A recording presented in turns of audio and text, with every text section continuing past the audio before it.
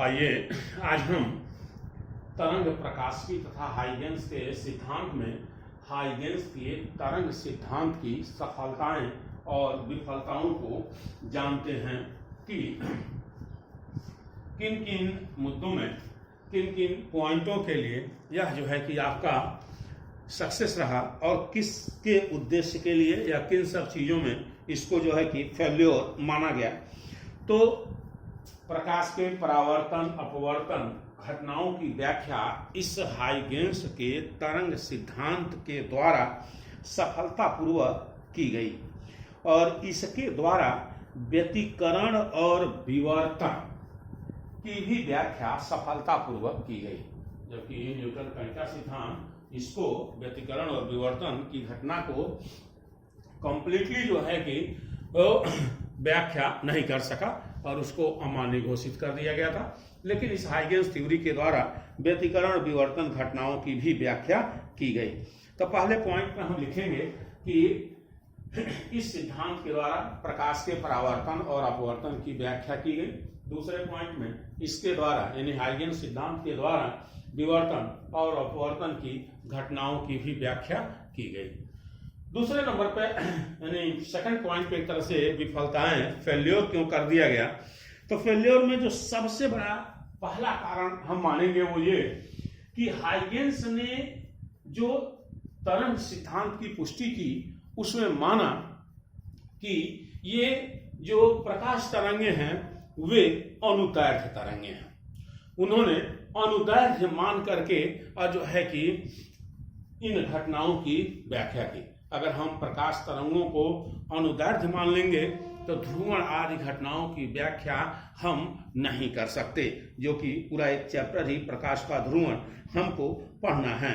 तो एक तरह से हाइगेंस ने प्रकाश को अनुदैर्घ्य माना, जिसके कारण प्रकाश के ध्रुवण की व्याख्या नहीं की जा सकी और बाद में आप देखेंगे चैप्टर जब पढ़ेंगे बाद में प्रकाश को अनुप्रस्थ मान करके और ध्रुवण की व्याख्या की गई। इसी क्रम में इसमें दूसरा पॉइंट हम लिख सकते हैं, जो इन्होंने ईथर माध्यम की परिकल्पना की थी, शुरुआत में ही आपको बताया था, इन्होंने ईथर माध्यम की परिकल्पना की थी और माइकलसन मोर्ले ने इसे खारिज कर दिया। यानी उन्होंने अपने प्रयोग में काल्पनिक माध्यम ईथर की उपस्थिति को जो है कि सही नहीं माना, उसे गलत कहा। और तीसरे पॉइंट में हम लिख सकते हैं कि ये जो हाइगेंस थ्योरी है इसके द्वारा हम फोटो इलेक्ट्रिक इफेक्ट यानी प्रकाश वैद्युत प्रभाव की व्याख्या नहीं कर सकते। तो इसको थोड़ा सा आप अपने ध्यान में रखेंगे। आइए हाइगेंस के द्वितीयक तरंगिकाओं के सिद्धांत द्वारा तरंगों के परावर्तन की व्याख्या। ये देखिए, यह जेड जेड डैश एक परावर्तक पृष्ठ है। यह ए बी, ध्यान से देखिएगा इसको, ए बी आपतित तरंगाग्र है और यही मीडियम में माध्यम में आगे की ओर जो है कि बढ़ता है और जैसे जैसे आगे की ओर बढ़ेगा ये ए और ए डैश के बीच के माध्यम के कणों से टकराएगा और वे सब के सब द्वितीयक तरंगिकाओं का कार्य जो है कि करेंगे। यानी बी को ए डैश तक पहुंचने में अगर टी समय लगता है तो ए को भी बी डैश तक पहुंचने में टी समय लगेगा। अगर इनका वेग भी हो तो एक काम बड़े आसानी से आप कह सकते हैं कि बी ए डैश दूरी है तो यह v इंटू टी के बराबर होगा, जहां ये तरंगों का वेग है एक तरह से और टी समय हमने मान लिया है कि b को a डैश तक पहुंचने में t समय लगता है और यही ab डैश के भी इक्वल होगा।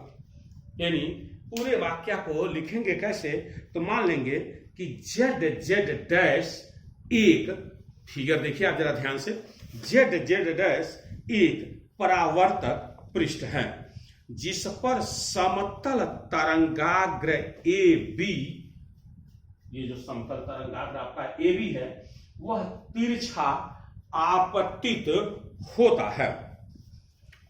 फिर मानेंगे कि t बराबर 0 समय पर तरंगाग्र, जो ये तरंगाग्र है t बराबर 0 समय पर z डैश पृष्ठ को बिंदु A पर स्पर्श करता है। यानी जो हमारा समतल तरंगाग्र जो तिरछा आपतित हो रहा है AB, वह जो है कि z डैश जो पृष्ठ है उसको A पर स्पर्श कर रहा है।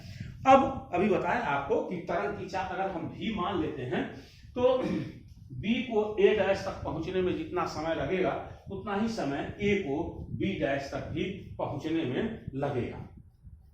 इस तरह से BA dash equal to VT, चाल बराबर दूरी बटे समय से दूरी बराबर चाल गुणे समय हो जाएगा आपका, और वही AB डैश के भी इक्वल होगा आपका। अब इसके बाद क्या करते हैं कि बिंदु A को केंद्र मानकर BA डैश त्रिज्या का, ये जो BA डैश है आपका, यही त्रिज्या हम ले लेते हैं और लेने के बाद से एक चाप हम A डैश पर खींच लेते हैं, सॉरी B डैश पर जो है कि हम खींच लेते हैं। और जब AB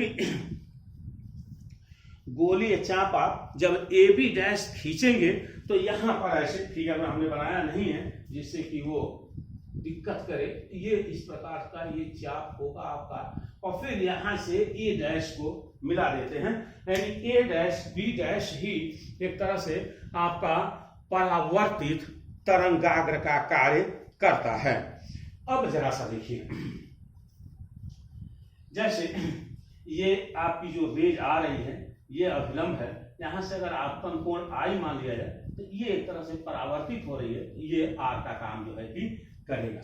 इस तरह से अगर ये I है तो ये कोण भी I का काम करेगा, और ऐसे ही अगर ये R है तो ये R होगा। हम दो त्रिभुज को ले रहे हैं, एक त्रिभुज ले लिया जाए आपका A B A डैश में, यहां से जो आपका साइन I होगा, साइन I इक्वल टू इसके ठीक सामने लंब कर्ण और आधार, तो लंब बटे कर्ण कह सकते हैं आप BA dash upon AA dash. देखिए अब आप सोच रहे हैं हमको इसकी क्यों आवश्यकता पड़ गई, हमको सिद्ध करना है परावर्तन, तो परावर्तन का नियम हमको दिखाना होगा कि आपतन कोण परावर्तन कोण के बराबर है, मेन यही है।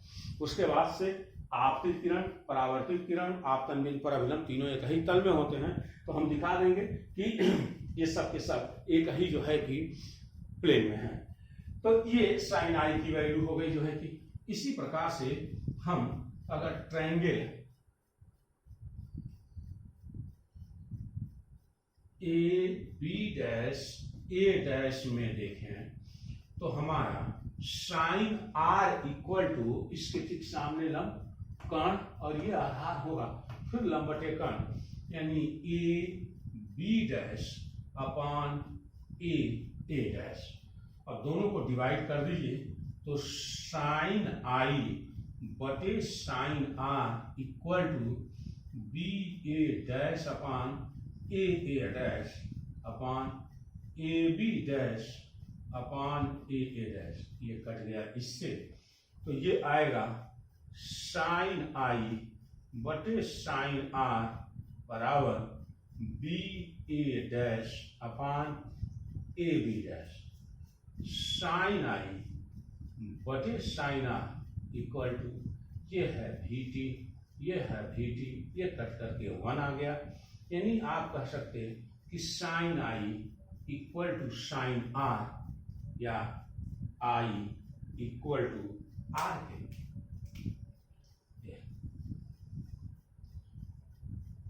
ये कुछ किया नहीं हमने, जो ये I और R हैं केवल उनके मान को हमने कैलकुलेट कर लिया, और कैलकुलेट कर लेने मात्र से ही हमारा काम जो है कि बन गया, और यह निकल करके आपका आ गया आसानी से कि साइन I साइन R के इक्वल है, और जब साइन I साइन R के इक्वल है तो I इक्वल टू R होगा। इससे हम परावर्तन का दूसरा नियम कहते हैं। और चूंकि आपको दिखाई दे रहा है कि AB A dash B dash यानी आपतित तरंगाग्र, परावर्तित तरंगाग्र, और जेड जेड डैश कागज के तल में हैं, यह ए बी और ए डैश बी डैश और जेड जेड डैश कागज के तल में हैं, तो हम यह कह सकते कि इन पर खींचे गए अभिलंब भी एक ही तल में होंगे, अर्थात आपतित किरण, परावर्तित किरण और आपतन बिंदु पर अभिलंब तीनों एक ही तल में हैं। यह परावर्तन का प्रथम नियम है। इस तरह से हाइगेंस के द्वितीयक तरंगिकाओं के सिद्धांत द्वारा तरंगों के परावर्तन की व्याख्या की जाती है। थोड़ा सा आपको हम इसमें अब फिगर को बिगाड़ा जा सकता है, बता दें। जरा सा ये देखिएगा, ध्यान से देखिएगा, ये इतना आपका 90 माइनस आई होगा, और ये देखिए ये इतना आपका 90 है, ठीक है, और पूरे कोणों का योग 180 होता है, तो ये इतना आई होगा। ये इसको जोड़ लीजिए तो आपका जो है कि 180 डिग्री आ जाएगा, ठीक है। या आप कह सकते हैं कि 90 माइनस आई प्लस 90, इसको मान लीजिए हमको निकालना है तो यक्स मान लें इक्वल टू 180, तो यक्स की वैल्यू आई आ जाएगी। ऐसे ही ये भी है आपका, ये इतना आपका 90 माइनस आर होगा, ये पूरी वैल्यू आपकी 90 है, तो ये इतना मान आपका जो है कि आर के बराबर होगा। तो इस तरह से हम इसकी व्याख्या कर सकते हैं। धन्यवाद आपको।